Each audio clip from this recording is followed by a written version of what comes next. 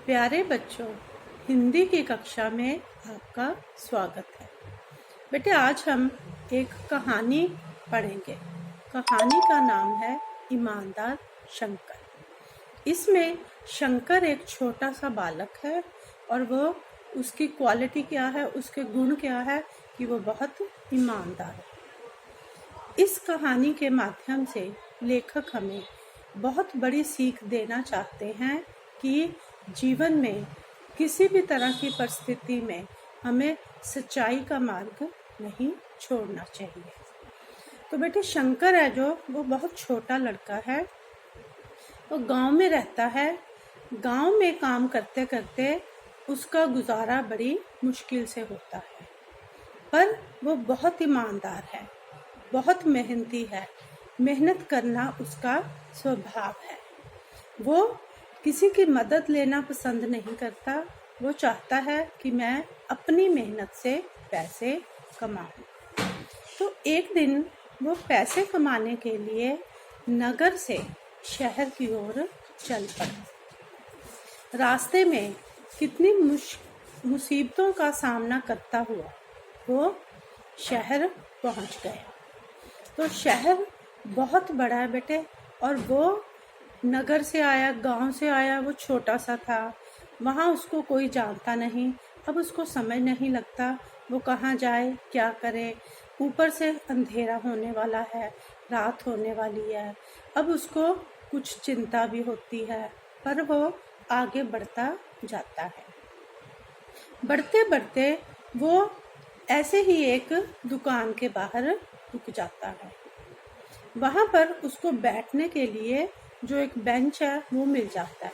तो वो सोचता है मैं इस पे बैठ के थोड़ी देर आराम करता हूँ, क्योंकि वो सुबह से चला हुआ था, थक गया वो चलते चलते। छोटा सा था, इतना बड़ा नहीं था बेटे वो।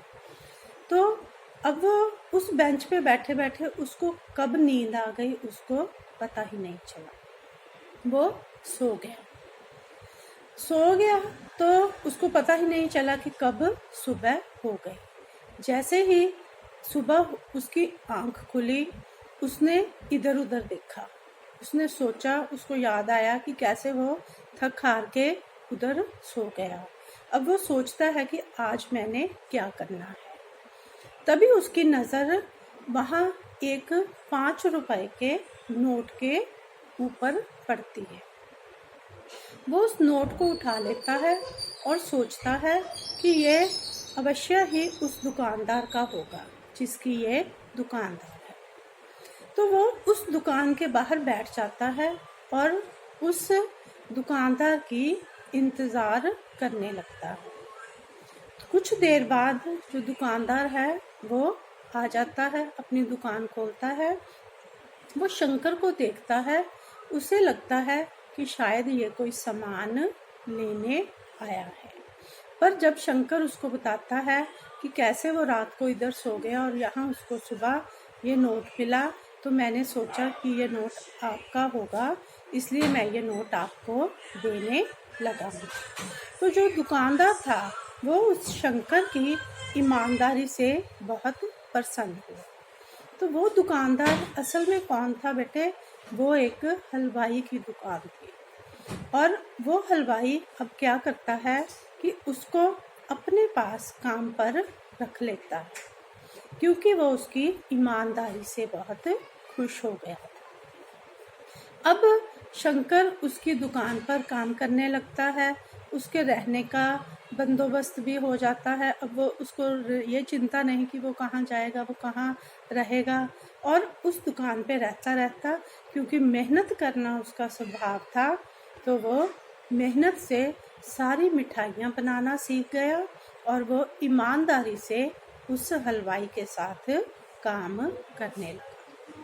तो बच्चे, इस कहानी से हमें क्या शिक्षा मिलती है कि हमें ईमानदार रहना चाहिए।